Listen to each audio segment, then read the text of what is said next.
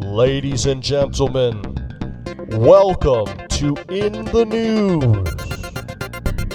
Live news and commentary from around the world by your host, Holy Joe Rock and Roll.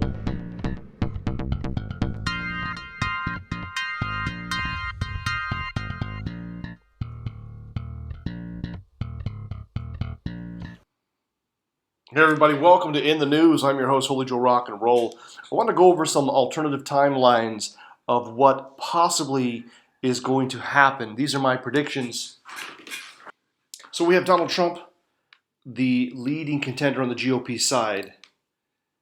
He currently has 458 delegates compared to Cruz's 359. So clearly he is 100 delegates ahead, actually 99.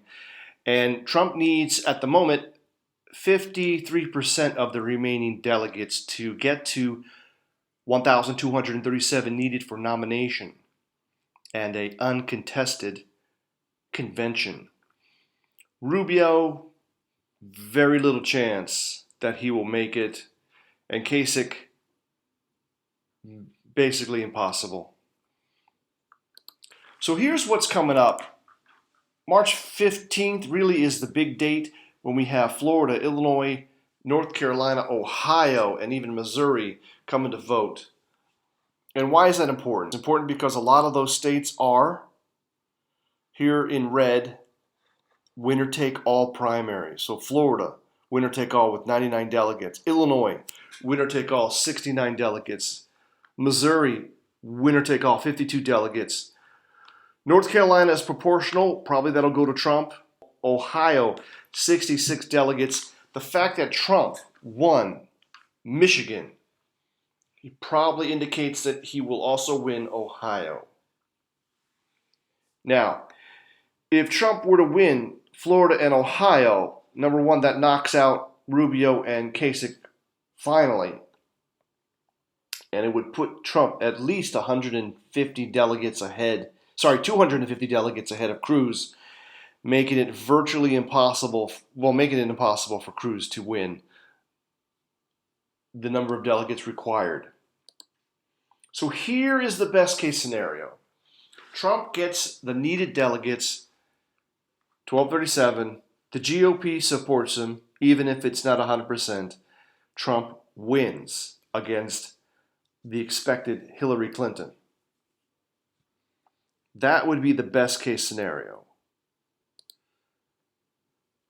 A second possibility, which is possible reality number one, alternative reality, Trump gets almost enough delegates, so he's just shy of the required delegates.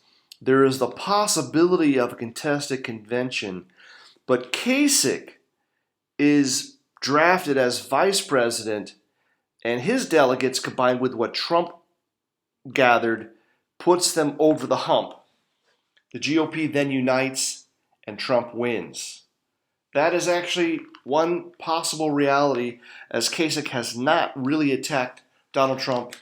He is from Ohio, and he is a guy with the inside experience of Washington, having been the budget chairman during his tenure and helped balance the budget. So his experience would come in handy in helping Donald Trump navigate the Congress as president. Another possibility is a contested convention where Trump is not the GOP nominee. That there's a contested convention. On the first ballot, Trump doesn't win. There's a second ballot. The delegates are released from their commitment to Donald Trump. They go crazy and they nominate somebody, let's say Romney, let's say Cruz, who earned less delegates than Donald Trump. Well, that would be a break of the commitment, the promise that both Donald Trump as a candidate and the GOP gave to one another, that Trump was promising that he would not run third party if the GOP establishment treated him well. This would be a case where he's not being treated well. Trump would run third party against whoever the GOP puts up and Hillary Clinton. Since Bernie Sanders is parroting some of the similar things as Donald Trump. And also, like Donald Trump, Bernie is not taking any of the PAC money. He's not taking the special interest money.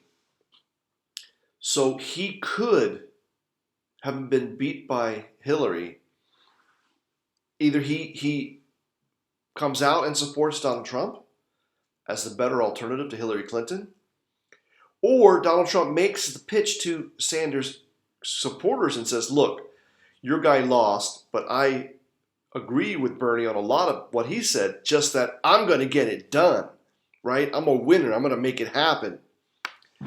So if Trump supporters stay loyal, the GOP splinters, Trump runs third party, and he wins with a Republican-Trump, Republican plus Bernie Sanders coalition.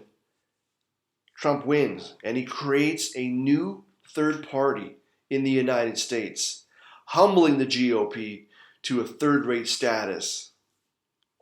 This is the possibility of number 2. Number 3, Hillary gets arrested.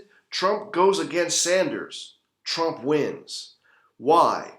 Because Trump will use the argument, look, we agree on certain things. He'll point those out. But he'll talk about his experience and his commitment to excellence and his commitment to making America great again without resorting to socialism/communism. And I don't think America is ready for a communist or a socialist America. So Trump would win in that scenario. These are just some of the hypothetical situations that I predict could happen based on what actually happens in the news. This has been Holy Joe Rock and Roll for In the News, for HJRR TV. I remind you to make it happen for the captain, because you're the captain. Thank you for watching In the News, a feature of HJRR TV and presented by the Reverend Dr. Holy Joe Rock and Roll. Please rate us, follow us on Twitter, and subscribe to this channel for more In the News.